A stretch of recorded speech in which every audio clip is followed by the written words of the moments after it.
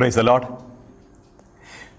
വെളിപാട് പുസ്തകത്തിൽ നിന്നുള്ള വായന, അധ്യായം 2, 12 മുതൽ 17 വരെയുള്ള തിരുവചനങ്ങൾ.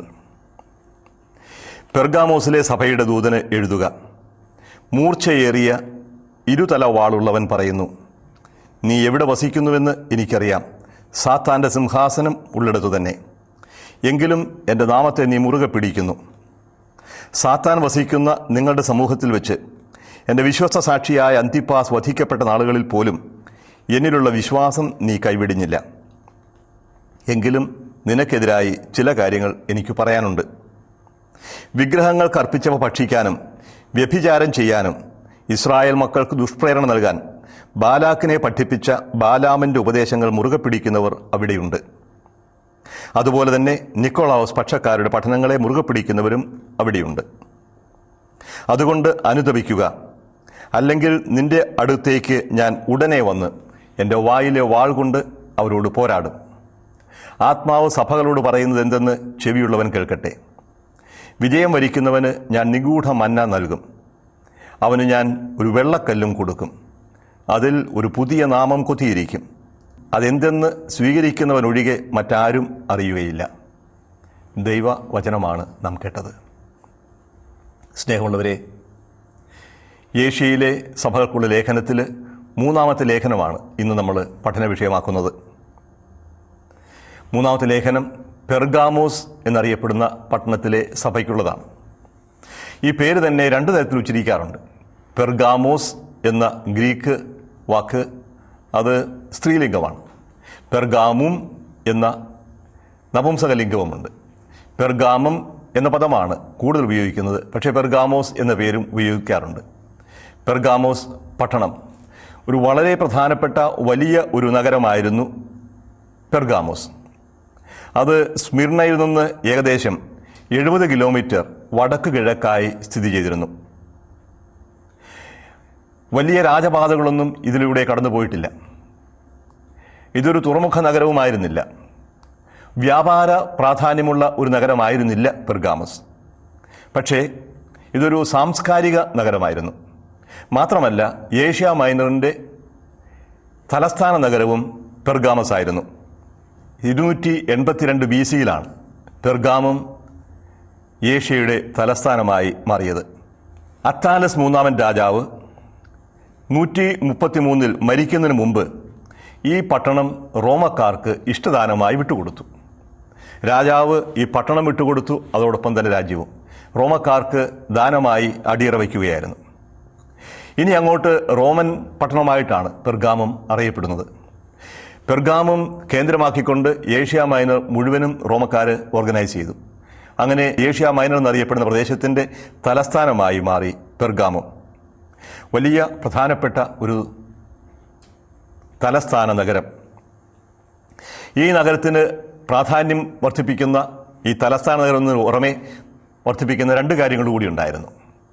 ലോകത്തിലെ ഏറ്റവും വലിയ വായനശാലകളിൽ, ലൈബ്രറികളിൽ 2-ാമത്തേത് പെർഗാമസിലാണ് ഉണ്ടായിരുന്നത്. ആദ്യത്തേത് അലക്സാണ്ട്രിയയിലായിരുന്നു. പെർഗാമസും അലക്സാണ്ട്രിയയും തമ്മിൽ ഈ വായനശാലയുടെയും അല്ലെങ്കിൽ യൂണിവേഴ്സിറ്റിയുടെ പേരിൽ മത്സരവും ഉണ്ടായിരുന്നു.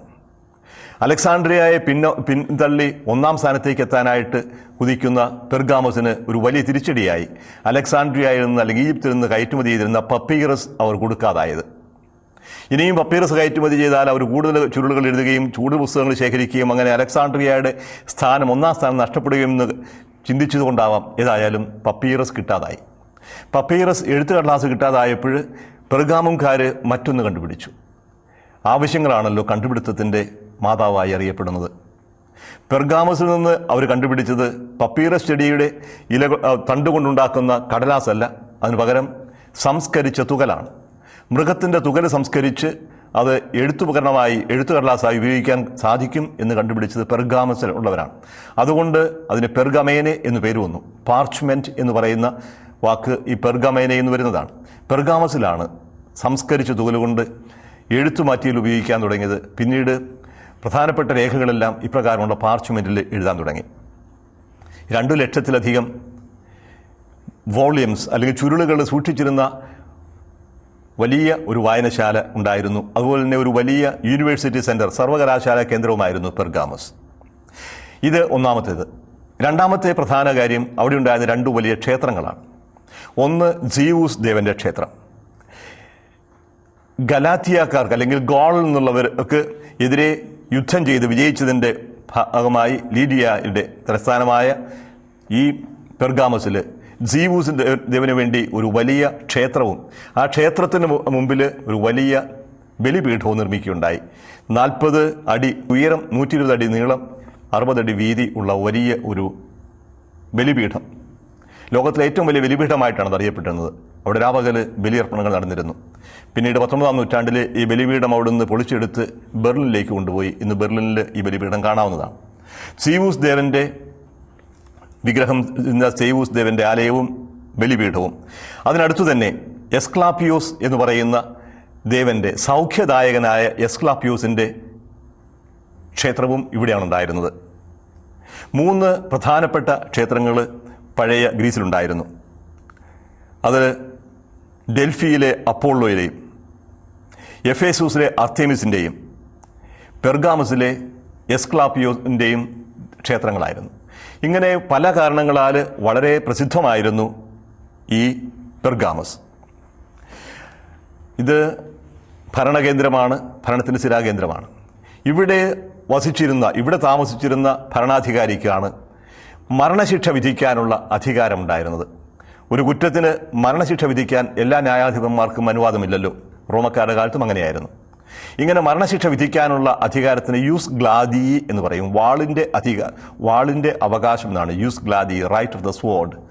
അങ്ങനെ വാൾ ഉപയോഗിക്കാൻ അഥവാ കൊല്ലാൻ ഉള്ള അധികാരി ഇവിടെ ഉണ്ടായിരുന്നു. ഈ പശ്ചാത്തലത്തിൽ വേണം നമുക്ക് പെർഗാമോസിലെ സഭയ്ക്കുള്ള ലേഖനം വിശകലനം ചെയ്യാൻ. പെർഗാമോസിലെ സഭയുടെ ദൂതന് എഴുതുക. മൂർച്ചയുള്ള ഇരുതല വാളുള്ളവൻ പറയുന്നു. ഇരുതല വാൾ, വായിൽ നിന്ന് പുറപ്പെടുന്ന മൂർച്ചയുള്ള ഇരുതല വാൾ വചനത്തിൻ്റെ സൂചനയാണെന്ന് നമുക്കറിയാം. മനുഷ്യപുത്ര ദർശനത്തിൽ വളരെ പ്രധാനപ്പെട്ടതായി കണ്ടതാണ് ഇരുതല വാൾ. ഇവിടെ വാൾ ഉപയോഗിക്കാൻ അധികാരമുള്ള ഭരണാധികാരി താമസിക്കുന്ന സ്ഥലത്തെ നഗരത്തിൽ, ആ നഗരത്തിലുള്ള സഭയ്ക്ക് ലേഖനം എഴുതുന്നത് വായിൽ വാളുള്ളവനാണ്. അത് രണ്ടും തമ്മിലുള്ള പൊരുത്തം നമുക്ക് മനസ്സിലാക്കാൻ സാധിക്കും. റോമൻ അധികാരിക്ക് ശാരീരികമായ മരണം നൽകാനേ സാധിക്കൂ. പക്ഷേ ജീവൻ നൽകാനും നിത്യമായി ശിക്ഷിക്കാനും അധികാരമുള്ളവൻ വായിൽ വാൾ ധരിക്കുന്നവനാണ്. ഇരുതല വാളുള്ളവൻ പറയുന്നു, നീ എവിടെ വസിക്കുന്നു എന്ന് എനിക്കറിയാം. വീണ്ടും എനിക്കറിയാം എന്നാണ് പറയുക. പൂർണ്ണമായി അറിയുന്നവൻ, ബാഹ്യവും ആന്തരികവുമായ എല്ലാം കാണുന്നവൻ. നീ എവിടെ വസിക്കുന്നു എന്നെനിക്കറിയാം. നീ വസിക്കുന്ന സ്ഥലത്തിന് പ്രത്യേകതയുണ്ട്. എന്താണത്? സാത്താൻ്റെ സിംഹാസനം ഉള്ളിടത്തു തന്നെ. സാത്താൻ വസിക്കുന്നിടത്ത്, സാത്താൻ അധികാരം സ്ഥാപിച്ചിരിക്കുന്നതിൻ്റെ അടുത്താണ് നീ താമസിക്കുക. എന്താണ് ഈ സാത്താൻ്റെ സിംഹാസനം എന്നതിനെക്കുറിച്ച് ഒരുപാട് തർക്കങ്ങളുണ്ട്. ചിലർ പറയും സീയൂസ് ദേവൻ്റെ ക്ഷേത്രവും ആ ക്ഷേത്രത്തിൻ്റെ മുമ്പിലുള്ള 40 അടി ഉയരം ഉള്ള വലിയ ബലിപീഠമാണ്. സീയൂസ് ദേവൻ്റെ ബലിപീഠമാണ് സാത്താൻ വസിക്കുന്ന ഇടം എന്ന് പറയുന്നുണ്ട്. അല്ല, റോമൻ അധികാര കേന്ദ്രമാണെന്ന് പറയുന്നവരുണ്ട്. ഇവിടെ പ്രധാനമായും ശ്രദ്ധിക്കേണ്ട ഒരു കാര്യം സാത്താൻ്റെ പ്രവർത്തനത്തെക്കുറിച്ചുള്ളതാണ്. വെളിപാട് പുസ്തകത്തിൽ സാത്താൻ്റെ പ്രവർത്തനമായിട്ട് മുഖ്യമായി എടുത്തു കാണിക്കുന്നത് ക്രിസ്ത്യാനികളെ, ക്രിസ്തുവിൽ വിശ്വസിക്കുന്നവരെ നശിപ്പിക്കുക എന്നുള്ളതാണ്. മതപീഡനത്തിൻ്റെ പിന്നിൽ നിൽക്കുന്ന ശക്തി സാത്താനായിട്ടാണ് ഇവിടെ ചിത്രീകരിക്കുന്നത്.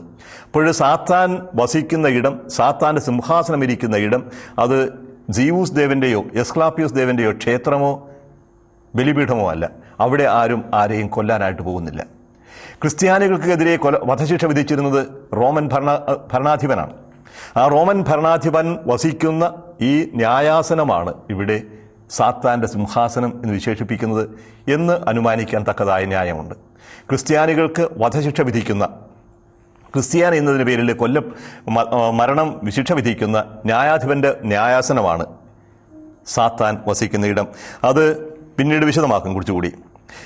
സാത്താൻ്റെ സിംഹാസനങ്ങളുടെ തന്നെ എങ്കിലും എൻ്റെ നാമത്തെ നീ മുറുകെ പിടിക്കുന്നു. പീഡനങ്ങളുണ്ടായി, ജീവൻ നഷ്ടപ്പെടുന്ന സാഹചര്യമുണ്ടായി, എന്നിട്ടും വിശ്വാസം നഷ്ടപ്പെടുത്താത്ത വിശ്വസ്തതയുള്ള, വിശ്വാസം ഉറച്ചു നിൽക്കുന്ന ഒരു സമൂഹമാണ് പെർഗാമോസിലേത്. സാത്താൻ വസിക്കുന്ന നിങ്ങളുടെ സമൂഹത്തിൽ വെച്ച് എൻ്റെ വിശ്വസ്ത സാക്ഷിയായ അന്തിപ്പാസ് വധിക്കപ്പെട്ട നാളുകളിൽ പോലും ഇവിടെ വിവർത്തനത്തിന് ചെറിയ പ്രശ്നമുണ്ട്. സാത്താൻ വസിക്കുന്ന നിങ്ങളുടെ സമൂഹം എന്ന് പറഞ്ഞാൽ നിങ്ങളുടെ സമൂഹത്തിലാണ് സാത്താൻ വസിക്കുന്നത് എന്ന് തോന്നും. അല്ല, നിങ്ങളുടെ സമൂഹത്തിൽ സാത്താൻ വസിക്കുന്ന ഇടത്തു വെച്ച് കൊല്ലപ്പെട്ടു എന്ന് പറയുക. അന്തിപ്പാസ് വധിക്കപ്പെട്ടു. നിങ്ങളുടെ സമൂഹം, നിങ്ങളുടെ പട്ടണത്തിൽ സാത്താൻ വസിക്കുന്ന സ്ഥലത്ത് വെച്ചാണ് അന്തിപ്പാസ് കൊല്ലപ്പെട്ടത്. അതായത് അന്തിപ്പാസിനെതിരെ വധശിക്ഷ വിധിച്ച റോമൻ കോടതി സ്ഥിതി ചെയ്യുന്ന സ്ഥലം, അതിനെക്കുറിച്ചാണ് പരാമർശം. അപ്പോൾ മതപീഡനം, രക്തസാക്ഷികളുടെ മരണം വരെ എത്തി നിൽക്കുന്നു പെർഗാമസിൽ. ഒരാളെങ്കിലും കൊല്ലപ്പെട്ടതായി ഇവിടെ പറയുകയാണ്. സാത്താൻ വസിക്കുന്നിടത്ത് എൻ്റെ വിശ്വസ്ത സാക്ഷിയായ അന്തിപ്പാസ് വധിക്കപ്പെട്ട നാളുകളിൽ പോലും എന്നിലുള്ള വിശ്വാസം നീ കൈവിടിഞ്ഞില്ല. രക്തസാക്ഷിയാവാൻ സന്നദ്ധമാകുന്ന ഒരു സമൂഹമാണ് പെർഗാമസിലേത്. ഇത്രയും പ്രശംസ വിശ്വസ്തമായി എഫേസൂസിനോട് പറഞ്ഞതുപോലെ തന്നെ ഇവിടെയും വിശ്വസ്തത. പക്ഷേ പെർഗാമോസിലെ സഭയ്ക്കെതിരെ ശക്തമായ ചില താക്കീതുകൾ കൊടുക്കാനുണ്ട്. എന്താണത്? എങ്കിലും നിനക്കെതിരായി ചില കാര്യങ്ങൾ എനിക്ക് പറയാനുണ്ട്. എന്താണ് ചില കാര്യങ്ങൾ? വിഗ്രഹങ്ങൾക്ക് അർപ്പിച്ചവ ഭക്ഷിക്കാനും വ്യഭിചാരം ചെയ്യാനും ഇസ്രായേൽ മക്കൾക്ക് ദുഷ്പ്രേരണ നൽകാൻ ബാലാക്കിനെ പഠിപ്പിച്ച ബാലാമിൻ്റെ ഉപദേശങ്ങൾ മുറുകെ പിടിക്കുന്നവർ അവിടെയുണ്ട്. ഇത് പഴയ നിയമത്തിലെ ഒരു സംഭവമായി ബന്ധപ്പെടുത്തിയാണ് ഇവിടെ ഈ ബാലാക്കിൻ്റെ പ്രബോധനത്തെക്കുറിച്ച് പറയുക. ബാലാക്ക് സംഖ്യാപുസ്തകം 22 മുതൽ 24 വരെയുള്ള അധ്യായങ്ങളിൽ ബാലാക്കിനെയും ബാലാമിനെയും കുറിച്ച് പറയുന്നുണ്ട്. പുറപ്പാടിൻ്റെ കാലത്ത് മൊവാബ് സമതലത്തിൽ പാളയമടിച്ച ഇസ്രായേൽക്കാരെ ശപിച്ചു തോൽപ്പിക്കാൻ വേണ്ടി മൊവാബ് രാജാവായ ബാലാക്ക് യൂഫ്രട്ടീസ് നദീതീരത്ത് നിന്ന് കൂലിക്കെടുത്ത പ്രവാചകനായിരുന്നു ബാലാം. ആ ബാലാം ഇസ്രായേൽക്കാരെ ശപിച്ചു തോൽപ്പിക്കുമെന്ന് ബാലാക്ക് കരുതി. പക്ഷേ ബാലാമിന് ശപിക്കാൻ സാധിച്ചില്ല. ദൈവം അനുഗ്രഹിച്ചവനെ ഞാൻ എങ്ങനെ ശപിക്കും? ഇതായിരുന്നു ബാലാമിൻ്റെ നിലപാട്. ശപിക്കാൻ സാധിച്ചില്ല. അനുഗ്രഹിക്കാൻ തുടങ്ങിയപ്പോഴേക്കും ബാലാക്ക് പറഞ്ഞു, ഇനി ശപിക്കുകയും വേണ്ട അനുഗ്രഹിക്കുകയും വേണ്ട. ആ സാഹചര്യത്തിലാണ് 24-ാമത്തെ അധ്യായത്തിൽ വലിയ മെസ്സയാനിക പ്രവചനങ്ങൾ ബാലാം നടത്തുന്നത്. പക്ഷേ അതിനുശേഷം 25-ാമത്തെ അധ്യായത്തിൽ ഇപ്രകാരം കാണും. സംഖ്യ 25-ാം അധ്യായം 1 മുതൽ 4 വരെയുള്ള വാക്യങ്ങൾ. ഷിത്തിമിൽ പാർക്കുമ്പോൾ മൊവാബ്യ സ്ത്രീകളുമായി ഇസ്രായേൽ ജനം വേശ്യാവൃത്തിയിൽ ഏർപ്പെടാൻ തുടങ്ങി. അവർ തങ്ങളുടെ ദേവന്മാരുടെ ബലികൾക്ക് ഇസ്രായേൽക്കാരെ ക്ഷണിച്ചു. അവർ അവരോട് ചേർന്ന് ഭക്ഷിക്കുകയും ദേവന്മാരെ ആരാധിക്കുകയും ചെയ്തു. അങ്ങനെ ഇസ്രായേൽ പെയോറിലെ ബാലിന് സേവ ചെയ്തു. അവർക്കെതിരെ കർത്താവിൻ്റെ കോപം ജ്വലിച്ചു. ഇതാണ് സംഭവം. ഇത് ബാലാമിൻ്റെ ഉപദേശം അനുസരിച്ചാണ് എന്ന് പിൽക്കാലത്തിൽ പാരമ്പര്യമുണ്ടായി. ഇസ്രായേൽക്കാരെ ശപിച്ചു തോൽപ്പിക്കാൻ സാധിക്കാതിരുന്നതിൻ്റെ കാരണം ഇസ്രായേൽക്കാർ ദൈവത്തോട് വിശ്വസ്തത പാലിച്ചതുകൊണ്ടാണ്. അവരുടെ വിശ്വാസത്തിൽ കോട്ടം തട്ടുമ്പോൾ അവരെ തോൽപ്പിക്കാൻ സാധിക്കും. അതുകൊണ്ട് ഇസ്രായേൽക്കാരെ തങ്ങളുടെ ആഘോഷങ്ങൾക്ക് ക്ഷണിക്കുക, ബലിയർപ്പണങ്ങളിലേക്ക് വിളിക്കുക, ബലിയർപ്പണത്തിൽ പങ്കുചേരാനായിട്ട് ആഹ്വാനം ചെയ്യുക. അങ്ങനെ ഇസ്രായേൽക്കാർ ഈ ആഘോഷത്തിൽ പങ്കുചേരുമ്പോൾ ആഘോഷത്തിൻ്റെ ഭാഗമായി ബലിയർപ്പിച്ച മാംസം ഭക്ഷിക്കും. മാത്രമല്ല ആഘോഷത്തിൻ്റെ ഭാഗമായി പുരോഹിതന്മാരുമായി ഉള്ള ലൈംഗിക വേഴ്ചകളിലും ഏർപ്പെടാൻ സാധ്യതയുണ്ട്. ഒരു കൾട്ടിക് പ്രോസ്റ്റിറ്റ്യൂഷൻ എന്ന് പറയും, ഒരു വേശ്യാവൃത്തി നടക്കുന്ന ഒരു സാഹചര്യമായിരുന്നു കാനാൻകാരുടെയിലുള്ള ആഘോഷങ്ങൾ. രാത്രികാലങ്ങളിൽ മലമുകളിൽ മദ്യത്തിൻ്റെ അകമ്പടിയോടുകൂടി നടക്കുന്ന ആഘോഷങ്ങളിൽ ഒരു ഭാഗം ഇപ്രകാരമുള്ള വേശ്യാവൃത്തിയുമായിരുന്നു. അപ്പോൾ വിഗ്രഹങ്ങൾക്കർപ്പിച്ചോ ഭക്ഷിക്കുക, വേശ്യാവൃത്തി ഏർപ്പെടുക, ഇത് ഇസ്രായേൽക്കാർക്ക് പരിചയമായുള്ള ഒരു കാര്യമാണ്. ബാലാമിൻ്റെ ഉപദേശം സ്വീകരിച്ച ബാലാക്കാണ് പ്രോത്സാഹനം നൽകിയത് എന്ന് പറയും. അതുകൊണ്ടാണ് ബാലാമിൻ്റെ ഉപദേശങ്ങൾ മുറുകെ പിടിക്കുന്നവർ അവിടെയുണ്ട് എന്ന് ഇവിടെ പറയുക.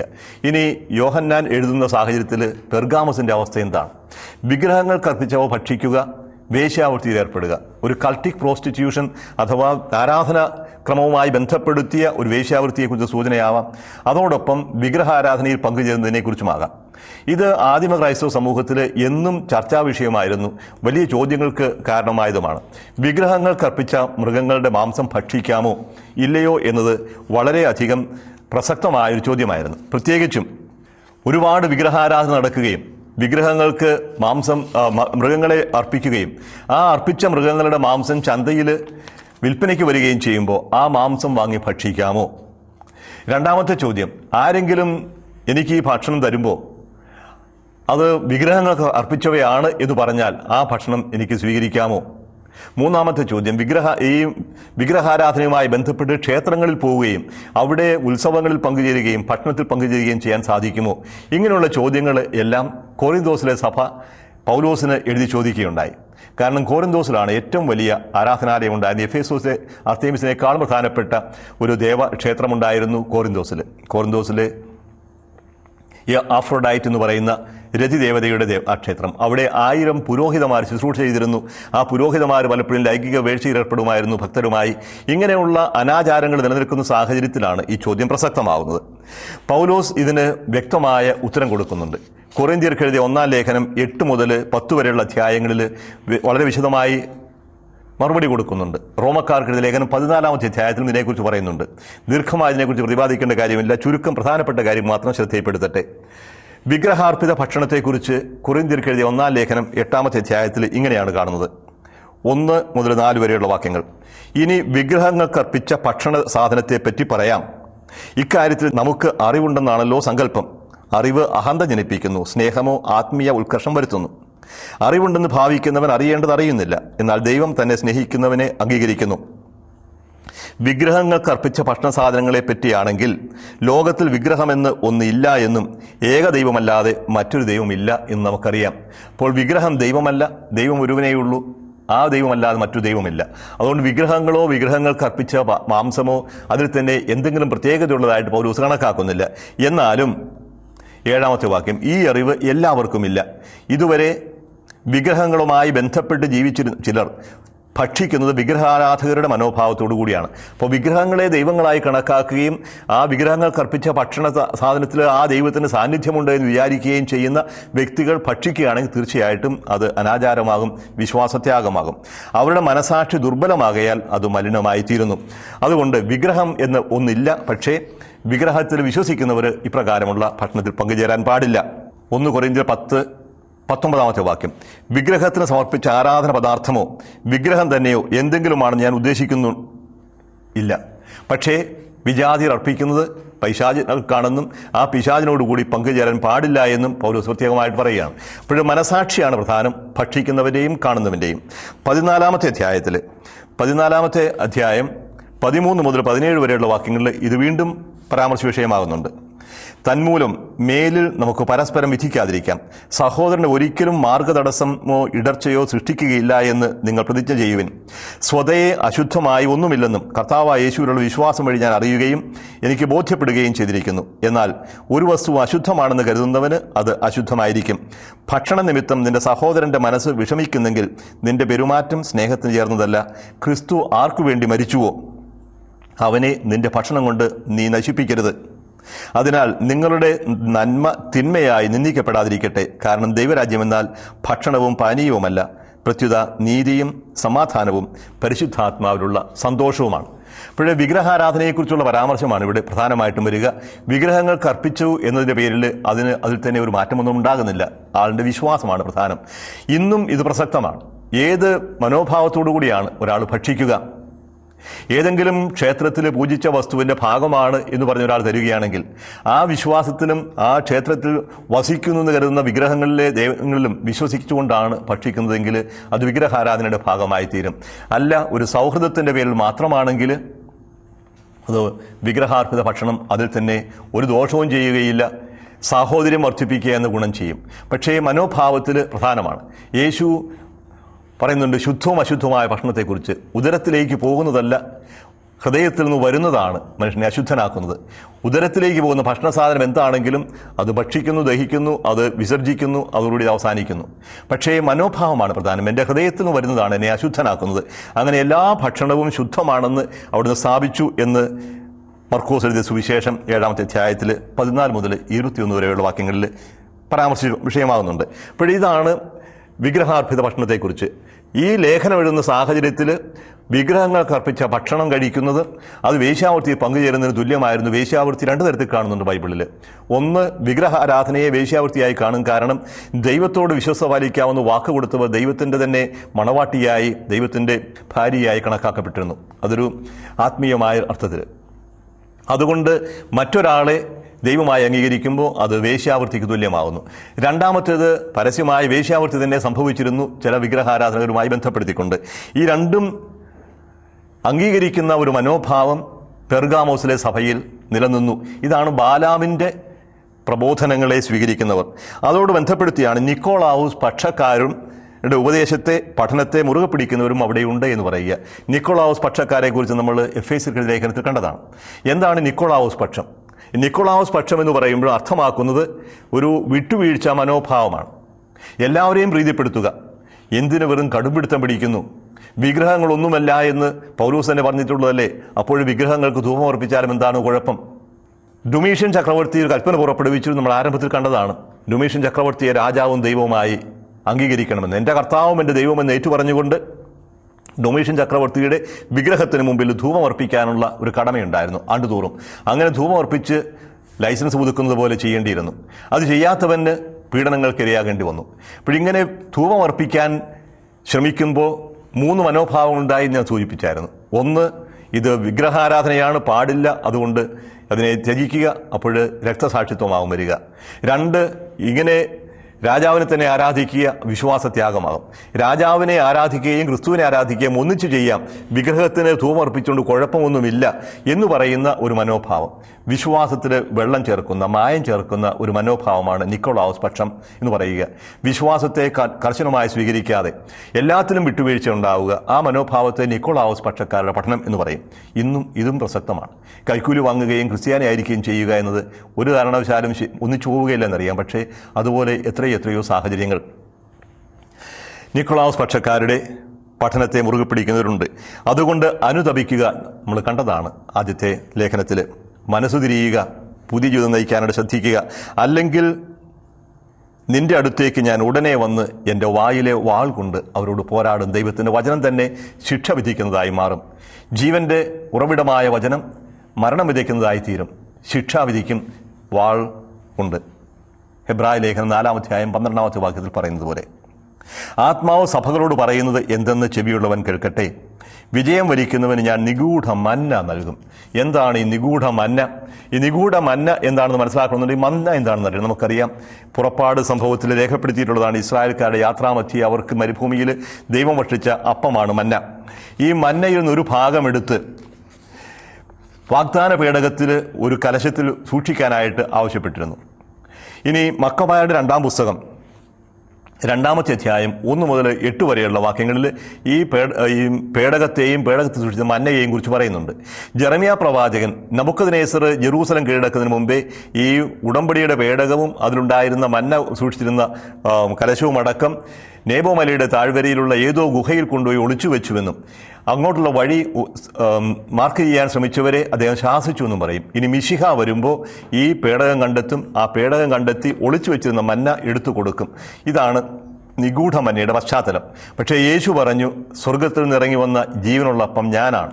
അപ്പോൾ നിഗൂഢ മന്ന ജോർദാൻ നദിയുടെ കിഴക്കേക്കരയിൽ ജെറമ്യാ പ്രവാചകൻ ഒളിച്ചു വെച്ച പേടകത്തിലെ മന്നയല്ല, യേശു ക്രിസ്തു തന്നെയാണ് നിഗൂഢ മന്ന. അവനാണ് ജീവൻ്റെ അപ്പം. 2-ാമത്തേത്, ഞാൻ അവനൊരു കല്ല്, വെള്ളക്കല്ല് കൊടുക്കും. എന്താണ് ഈ വെള്ളക്കല്ല്? വെള്ളക്കല്ല് പേര് കൊത്തിയ ഒരു അടയാളമാണ്. ഇത് പാസ്പോർട്ട് പോലെയോ അല്ലെങ്കിൽ ഒരു സർട്ടിഫിക്കറ്റ് പോലെയോ ഒരു ടിക്കറ്റ് പോലെയോ ആവാം. ദൈവരാജ്യത്തിലെ അംഗത്വം വാഗ്ദാനം ചെയ്യുന്ന ഒന്നാണ്. യേശുവിനെ തിരിച്ചറിയാൻ, യേശുവിൻ്റേതാണെന്ന് തിരിച്ചറിയാനുള്ള ഒരു അടയാളം, ഐഡൻറ്റിറ്റി കാർഡ് പോലെ. വോട്ട് ചെയ്യാൻ പോകുമ്പോൾ ഐഡൻറ്റിറ്റി കാർഡ് ചോദിക്കുമല്ലോ. പാസ്പോർട്ട് കൺട്രോൾ ഉണ്ട് രാജ്യത്തിൻ്റെ ബോർഡർ കടക്കുമ്പോൾ. എന്താവശ്യത്തിനും നമ്മുടെ ഐഡൻറ്റിറ്റി തെളിയിക്കാനുള്ള ഒരു കാർഡ്. അന്ന് ഇങ്ങനെ വെള്ളക്കാരിൽ പേര് കുത്തിയത് സൂക്ഷിച്ചിരുന്നു അത്രേ. അതാണ് പേരെഴുതിയത്. എന്താണ് അതിലെഴുതിയത് പേര്? ഞാനൊരു വെള്ളക്കല്ല് കൊടുക്കും, അതിൽ പുതിയ നാമം കുത്തിയിരിക്കും. അതെന്തെന്ന് സ്വീകരിക്കുന്നതിനൊഴികെ മറ്റാർക്കും അറിയുകയില്ല. യേശു എനിക്ക് നൽകിയിരിക്കുന്ന പേരെന്താണ്? അത് എനിക്കും യേശുവിന് മാത്രമേ അറിയൂ. ആ വലിയ ഗാഠമേറിയ അഗാധമായ ബന്ധമാണ്. ഞാനവനെ സ്വന്തമായി സ്വീകരിക്കും. ഞാൻ തന്നെ അവന് ആഹാരമായി സ്വയം നൽകും. ഇതാണ് യേശു നൽകുന്ന വാഗ്ദാനം. നമുക്കൊരു നിമിഷം പ്രാർത്ഥിക്കാം. കർത്താവായ യേശുവേ, അങ്ങ് ഞങ്ങളെ സ്വന്തമായി സ്വീകരിക്കുകയും അങ്ങയെ തന്നെ ഞങ്ങൾക്ക് ആഹാരമായി നൽകുകയും ചെയ്യുന്ന അങ്ങ് ഞങ്ങളുടെ പേരെഴുതിയ വെള്ളക്കല്ല്, ഞങ്ങളുടെ മനസാക്ഷിയിൽ ഞങ്ങളുടെ ആത്മാവിൽ വധിച്ചിരിക്കുന്ന ആ പരിശുദ്ധാത്മാവിൻ്റെ മുദ്ര, അതിനെ ഓർത്ത് ഞങ്ങൾ അങ്ങേക്ക് നന്ദി പറയുന്നു. കർത്താവെ, ഒരു കാരണവശാലും അങ്ങേ തള്ളിപ്പറയാൻ ഞങ്ങൾക്കിടയാവാതിരിക്കട്ടെ. വിട്ടുവീഴ്ചയുടെ പേരിൽ വിശ്വാസത്തിൽ വെള്ളം മായം ചേർക്കാൻ ഞങ്ങൾക്കൊരിക്കലും ഇടയാവാതിരിക്കട്ടെ. പരിപൂർണ്ണ വിശ്വസ്തയോടെ അങ്ങേ അനുഗമിക്കാനുള്ള കൃപ ഞങ്ങൾക്കെല്ലാവർക്കും പ്രദാനം ചെയ്യണമേ. നിത്യം പിതാവും പുത്രനും പരിശുദ്ധാത്മാവുമായ സർവേശ്വര